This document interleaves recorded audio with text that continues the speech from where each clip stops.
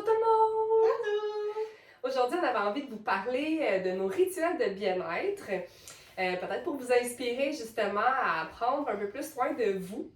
En fait, pourquoi ça monte ce sujet-là, c'est qu'en ce moment, je suis en train d'étudier un petit peu sur le yoga. Puis probablement, vous avez entendu parler de yoga, c'est comme, on devrait tous faire du yoga, tout ça. Mais le yoga, c'est tellement plus que juste les poses. Le yoga, c'est vraiment comme l'union du corps avec l'esprit, le mental et aussi notre âme. Donc, c'est pas juste les poses, en fait, c'est une partie du yoga, mais c'est beaucoup plus large que ça. Puis en fait, il y a plusieurs principes dans le yoga, puis il y en a un qui m'interpelle beaucoup, puis c'est justement d'honorer notre corps, d'honorer notre temple, de voir à purifier aussi notre corps et notre esprit. Donc, c'est pour cette raison qu'on avait envie de partager avec vous un peu qu'est-ce que nous, on met en place aussi pour se faire du bien, puis honorer vraiment nous, dans le fond.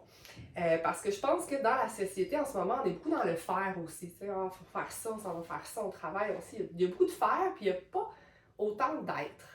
Et ces rituels-là de bien-être, ben, ils nous permettent, ça le dit, bien-être, je pense, d'être un peu plus.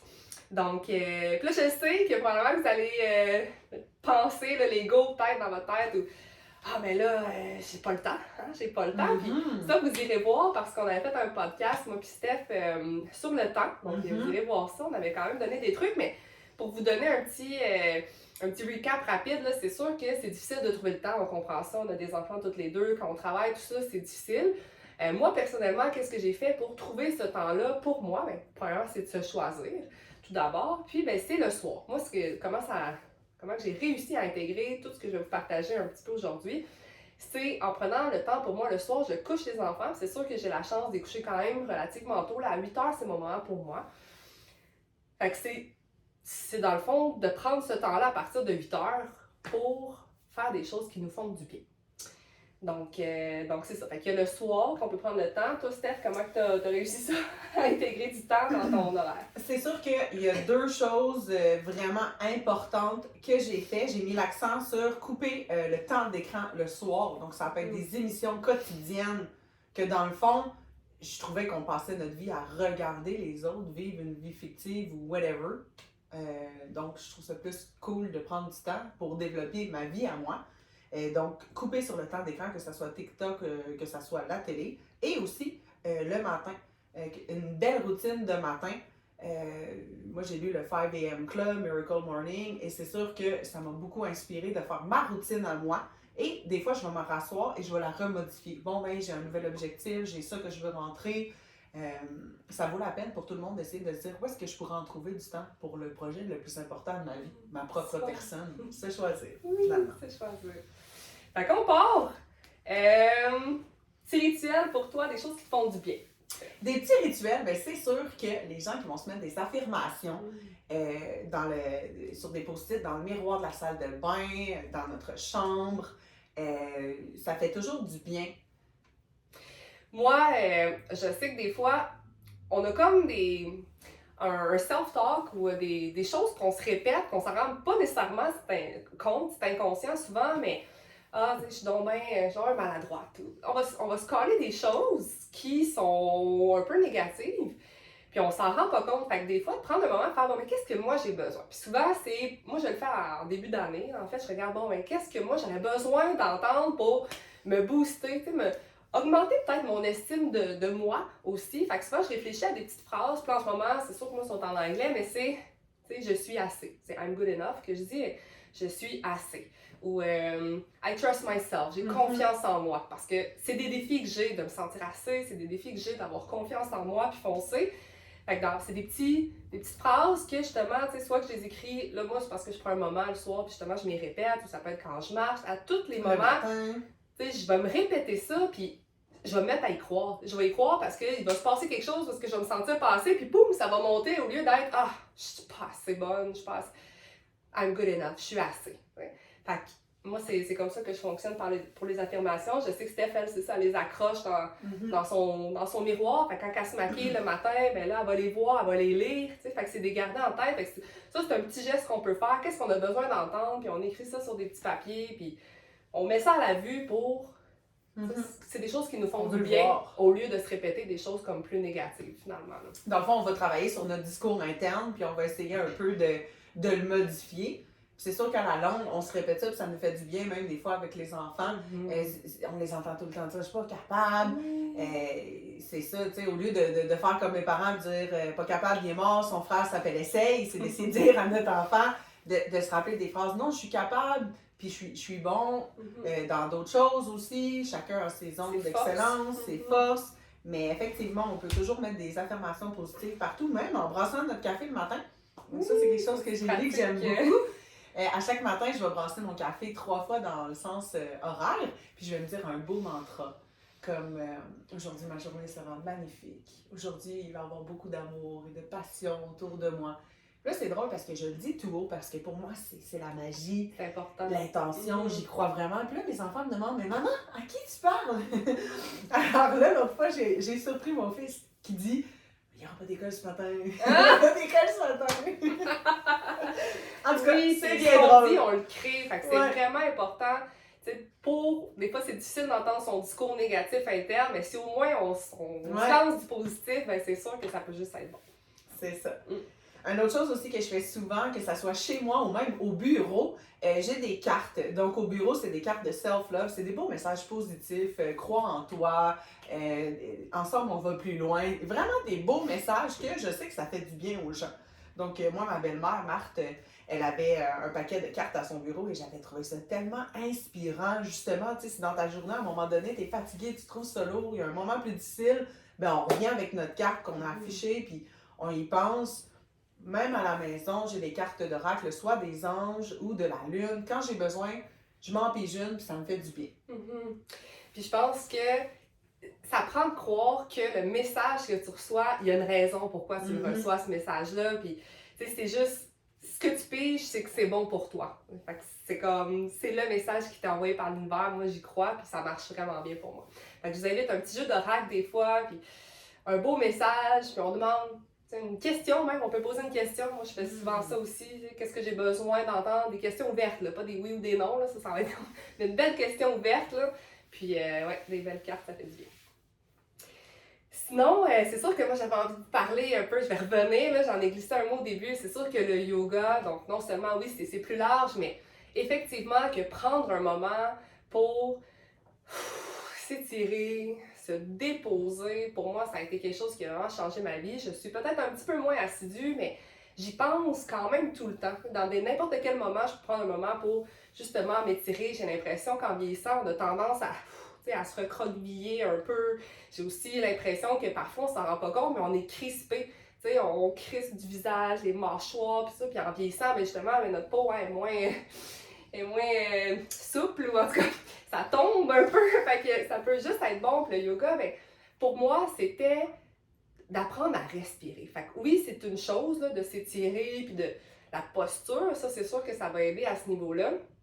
Mais pour moi, c'était de réapprendre à respirer, parce qu'en fait, on respire, puis qu'on y pense, on peut penser à respirer, mais on peut ne pas y penser, puis ça va se faire quand même. T'sais, la respiration, c'est quelque chose qui se fait automatiquement, puis dans le fond, on respire tellement peu de l'espace qu'on a dans les poumons, puis souvent, on respire pas bien.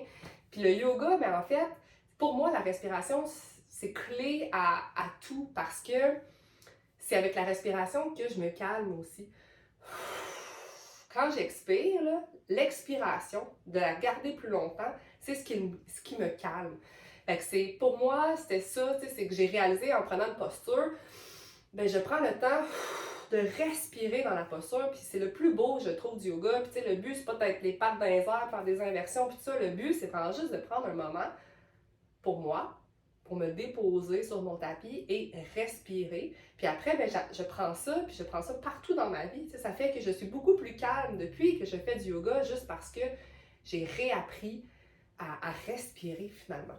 Donc, le yoga, là, pour moi, c'est vraiment quelque chose que je vous suggère. Moi, ça avait commencé avec Yoga with Adrienne, j'en ai sûrement déjà parlé. C'est vraiment un yoga qui est doux, parce que le yoga, des fois, c'est intense. Ça, moi, je veux un yoga qui, justement, que j'ai le temps de respirer dedans, parce que si c'est trop intense, ça va aller vite, puis je vais sûrement oublier de respirer, justement. Fait que vous irez voir ça sur YouTube, c'est sûr que c'est en anglais, mais c'est vraiment facile à suivre. Puis après, je me sentais toujours bien. Moi, je le fais avant d'aller me coucher, puis je me dépose, puis je m'endors de même. Si vous avez de la misère à vous endormir, le yoga, c'est vraiment bon. C'est sûr qu'un rituel de yoga, il y en a que dans leur vie, ils vont inclure ça. Moi, j'ai mon cours de yoga chaud le mardi PM à 17h. Peut-être que ce yoga-là va se vouloir plus participatif, plus sport, plus d'inversion et tout ça. Peu importe quelle routine de yoga on a, ça nous fait du bien. Puis moi, je suis un peu dans le même sens que Mélanie, dans le même style de yoga. J'aime beaucoup rester longtemps dans mes pauses. Premièrement, je suis de ceux qui n'aiment pas avoir la tête à l'envers. Alors, c'est sûr que je m'ajuste puis je vais à ma vitesse dans mon apprentissage de tout ça. Et c'est sûr que c'est plus restauratif, plus ancré. Beaucoup plus de détente. Moi aussi, je fais ça plus le soir, probablement. Et c'est sûr que je fais beaucoup de stretching après qui m'a apporté beaucoup de bienfaits parce que quand on s'entraîne aussi, nos muscles sont endoloris. Je trouve que c'est un beau complément. C'est important d'avoir une bonne santé, de faire du cardio, de bouger. Mais celui-là aussi, on oublie que la souplesse qu'on va chercher avec le yoga et le stretching, parfois, quand on a 60, 80, il n'y en a plus de souplesse. C'est quelque chose qu'on prend peut-être pour acquis, mais la souplesse, l'autonomie, quand on n'en a plus à la fin, ben c'est là qu'on se dit j'aurais peut-être dû plus m'étirer un petit peu un petit chat. Et puis, c'est sûr que je trouve que quand on fait ça, yoga, stretching, méditation, moi c'est comme mon petit ordre, mon rituel, ma petite routine. Mais c'est sûr que je trouve après que je suis capable, dans les moments plus difficiles, d'aller retourner à cet espace de calme en moi, que je sais mieux apprivoiser plus qu'on en fait finalement. Voilà.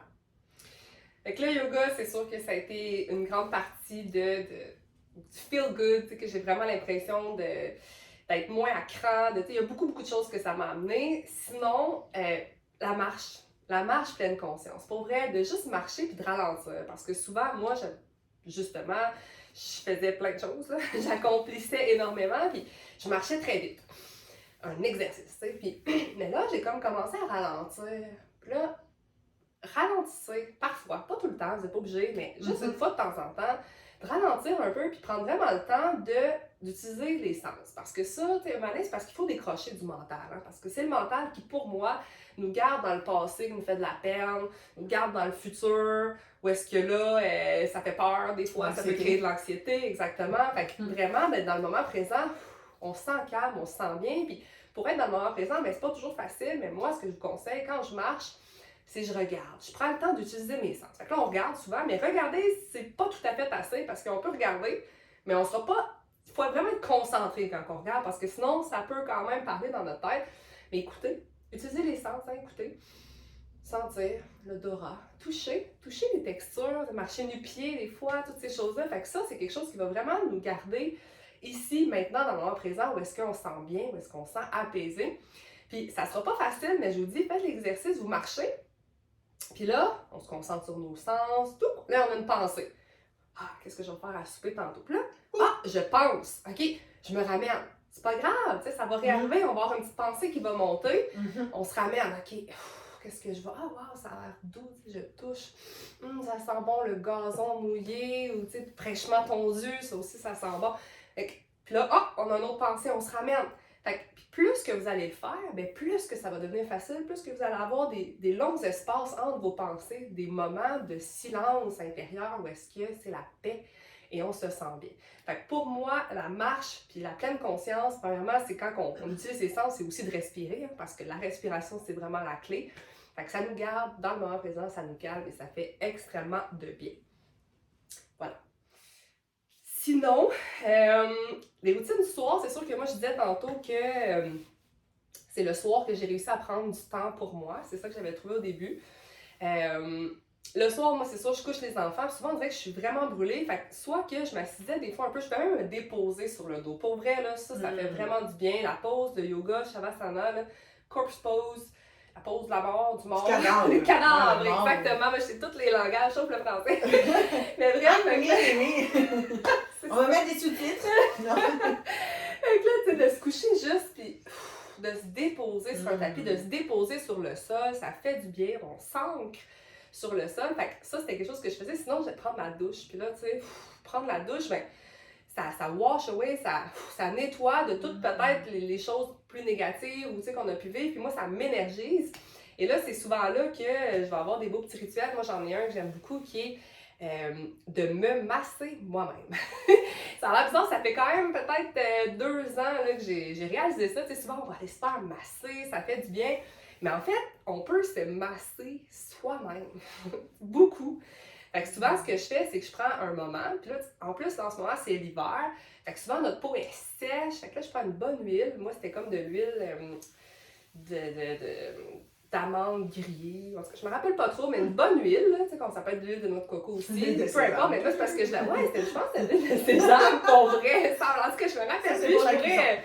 Regardez, non, je te jure, c'est l'huile qu'on fait à cuisson aussi, l'huile de noix de coco. Parce que je sais que l'huile de coco, on peut la prendre pour plein de trucs, mais l'huile de sésame, je savais pas. Ouais, en tout cas, c'est vrai, je mettrais ça en commentaire.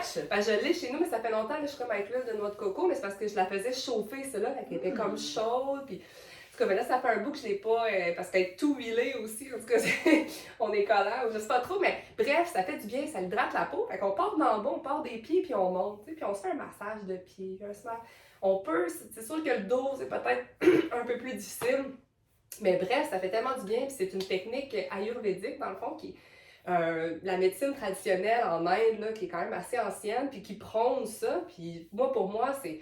Après, on se sent tellement bien, tellement déposé aussi. Fait que c'est un petit rituel que j'ai une fois de temps en temps quand je me sens la peau sèche ou que j'ai besoin de me faire du bien, des petites chandelles, tout ça, puis je me masse moi-même. Et surtout le visage, prendre le temps de faire des massages au niveau du visage aussi. Ça aussi, ça fait du bien. Ouais, avec de l'huile. Fait que voilà, mon petit rituel de soir une fois de temps en temps. Donc tout le monde, comme on aime des petits rituels, des fois de bain moussant, des petites chandelles, des petits moments. Moi, des fois, je vais écouter de la musique, même une conférence ou un podcast quand je suis dans le bain. Donc ça, c'est quelque chose que je trouve qui est le fun, avec de la belle mousse, on est confortable, on est bien. Des petits rituels qui font du bien, tu sais. Sinon, ça, c'est quelque chose que ça fait quand même un certain moment qu'on a fait, qu'on a réalisé aussi, qui était le rituel avec les lunes. Qu'on s'en rendait pas nécessairement compte, mais premièrement, nous, les femmes, on a nos lunes, qu'on appelle justement, puis qui sont un petit peu, c'est un peu la même, c'est un parallèle avec le cycle de la lune, hein, qui dure aussi, qui est sur un mois, la nouvelle lune, jusqu'à la pleine lune, et après ça redescend, tout ça, que on connaît, mais qu'on prend pas nécessairement tant de temps pour analyser tout ça. Bref, nous, on a commencé à faire un petit rituel à la nouvelle lune et à la pleine lune. Fait que dans le fond, la nouvelle lune, mais la lune est noire, hein, parce qu'elle est cachée de l'autre côté, là. Fait que dans le fond, le soleil, elle est cachée derrière la Terre. Fait qu'elle est noire, la lune, elle est là, mais on ne la voit pas. Et à la nouvelle lune, c'est un moment pour se déposer, puis déposer des intentions. Hein, qu'est-ce qu'on a envie de manifester? Parce que des fois aussi, c'est intéressant de remercier tout ça, mais c'est bon de penser à qu'est-ce qu'on aimerait manifester. Puis on peut demander aussi. Hein. Il y en a qui demandent beaucoup, il y en a qui demandent un petit peu moins. Moi, je sais que je suis beaucoup dans la gratitude, mais je pourrais demander un peu plus. Bref, c'est un moment pour quelles sont mes intentions? Qu'est-ce que j'aimerais manifester? Fait que ça, c'est au niveau de la nouvelle lune, justement. Puis ensuite de ça, 2 semaines plus tard, quand c'est la pleine lune, mais là, c'est un moment pour retourner à « Ah ouais, qu'est-ce que j'avais essayé de manifester? » Puis moi, souvent, je retournais, j'étais comme « Ah, wow, on dirait, c'est sûr, j'étais vague, là, je faisais pas genre des choses super pointilleuses, mais des intentions au niveau de la famille, des intentions au niveau de l'amour, peu importe. » Fait à la pleine lune, en fait, ben là, c'était un moment où est-ce que je revenais sur mes intentions, puis c'est un moment de gratitude, la pleine lune, on remercie la vie, on peut remercier pour n'importe quoi, et on revient sur les intentions qu'on avait placées, puis c'est ça, vous l'essayerez, parce que pour vrai, c'est quand même assez étonnant de voir à quel point j'avais l'impression que oui, ça marchait à certains endroits, tout ça. Donc ça, c'est un beau petit rituel aussi qu'on se fait. Toi aussi, t'avais fait ça, Steph, un rituel de... Ben, souvent, on a commencé à le faire ensemble, puis après ça, on le faisait de notre côté. Des fois, on s'en parle, des fois, on retourne, on se fait un moment. Que ça soit tout seul ou avec quelqu'un d'autre, parce qu'effectivement, des fois, je l'ai partagé, même avec d'autres amis. C'est vraiment un moment qu'on prend, un rituel, une petite cérémonie. On sort des pierres, souvent, on s'habille dans une couleur du chakra qui nous inspire, peu importe. Ça nous apporte vraiment à faire une introspection un peu aussi, parce qu'on écrit. Ce que je trouve bien aussi, c'est qu'on revient, des fois, il nous dit, va voir, v'là 2 semaines, mais aussi, va voir, v'là 6 mois ce que tu as écrit. Des fois, on oublie comment on se sentait. On se souvient que du beau ou que du négatif, mais quand on a écrit des choses, à ce moment-là, on est capable de voir, ah, ok, C'était vraiment ça le portrait. Puis là, je me sens comme ça. Donc, c'est sûr que ça l'a énormément aidé parce que justement, les rituels, ils parlent de notre vie professionnelle, amoureuse, familiale, notre vie avec nous-mêmes. Alors, c'est sûr que c'est quelque chose qui, pour moi, c'est très rassurant. Ça m'allume plein de cloches aussi, plein de pistes de vie, des fois que je n'avais pas vues.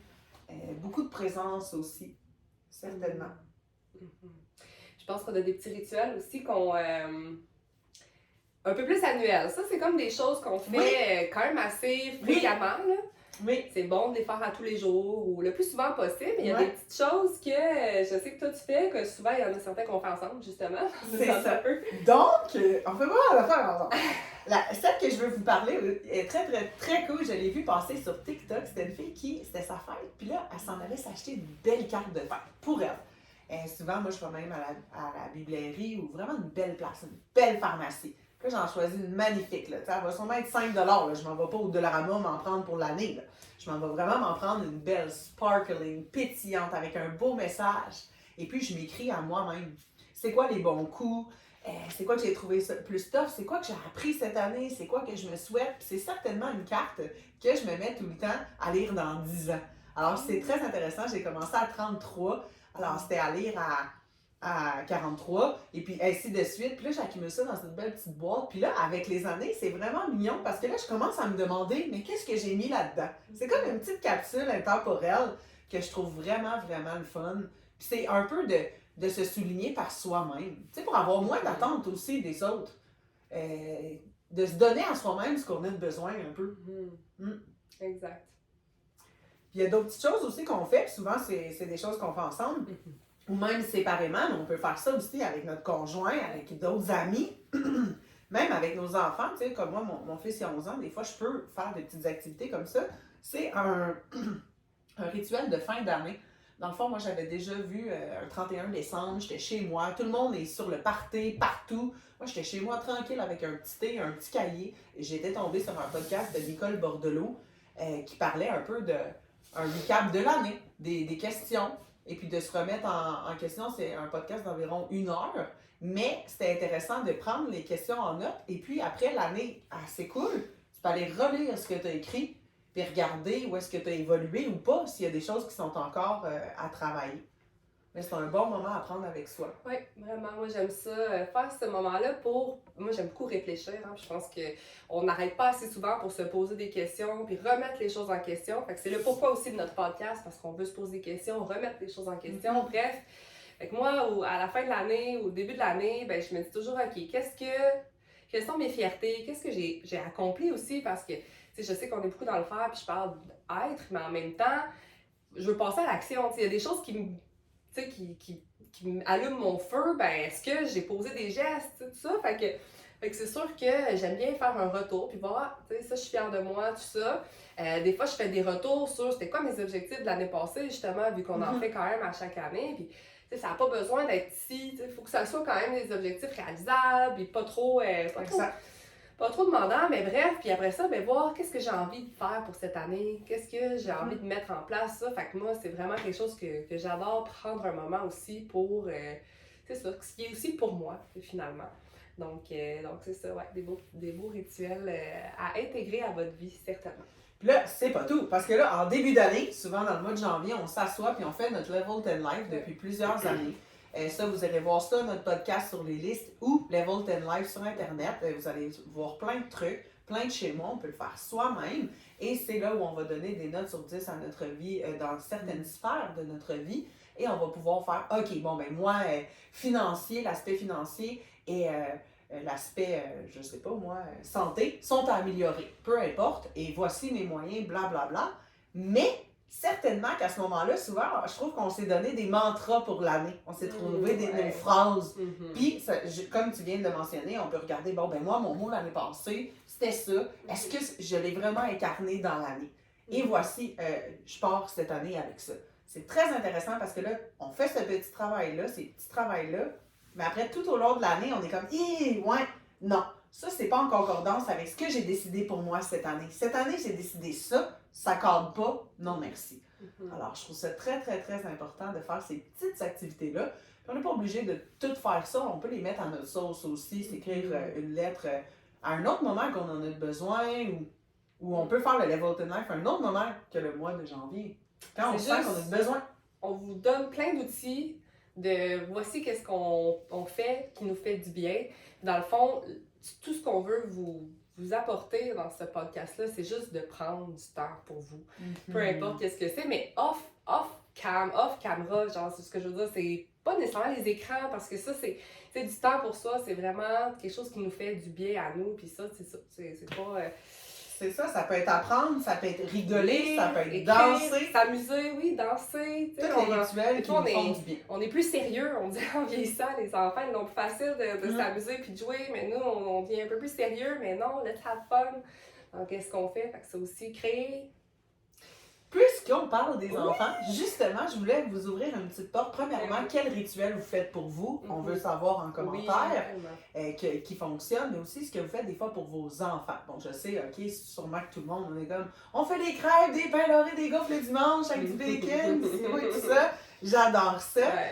Dernièrement, je suis tombée sur un article qui disait une vingtaine d'idées à faire avec les enfants. Là, j'ai regardé ça avec mon fils qui est plus vieux parce que ma fille a embarqué dans n'importe quoi. Puis avec mon plus vieux, j'étais comme, bon, ben, lequel qui t'intéresserait? Puis tout de suite, il m'a dit, un souper aux chandelles. Alors, tu sais, ça, c'est des petits rituels qui est facile à apporter. T'es pas obligé de faire ça tous les vendredis soirs. On veut pas s'apporter une lourdeur, on veut apporter du fun. Des rituels qui vont être le fun, puis que peut-être quand il va être plus vieux, ils vont repenser à ça. Puis ils vont se souvenir de ce bel espace, ce bel endroit. Puis là, hier soir, nous, on l'a fait, puis c'était cute. C'était vraiment le fun, tu sais. C'est ça. Puis moi, tu sais, je pense que les rituels, que ce soit pour nous ou pour les enfants, c'est vraiment important. Puis tu dis pas le faire toutes les semaines. Moi, tu sais, d'avoir quelque chose de quand même assez fixe, tu sais, sans que ça soit, ok, c'est obligé. Mais moi, dans ma famille, je sais qu'on en avait des rituels, puis c'est vraiment des belles choses que je me rappelle. Tu sais, nous, c'était à chaque année, on allait au Dodger, d'exemple. Moi, pour moi, c'est super précieux, ça. Qu'est-ce qu'on faisait là-bas, tout ça. C'était ancré, puis c'était à chaque année. Sinon, on avait des rituels que, mettons, il y en avait une soirée, que c'était une soirée film en famille, parce que, bon, dans ce temps-là, il y avait sûrement un peu moins d'écran qu'il y en a aujourd'hui, mais bref, c'était, mettons, le samedi soir ou le vendredi soir, puis on petit popcorn avec, tu sais, fait que ça, c'était un beau rituel qu'on avait, ou à tous les vendredis, on faisait telle affaire, ou, puis pour vrai, c'est tellement des beaux souvenirs que j'ai, fait que des rituels pour soi qui nous font du bien, des rituels pour les enfants aussi. En couple, n'importe quoi. En fait, des rituels qui vont nous procurer du plaisir aussi. Vraiment du fun, puis c'est ça. On peut s'en planifier, puis s'inspirer. Exact. Fait que partagez avec nous si vous avez un rituel qui vous interpelle, si vous en avez que vous avez aussi de votre côté, on aimerait vous entendre. On espère que vous avez aimé ça. On a bien hâte de vous revoir. Merci! Merci!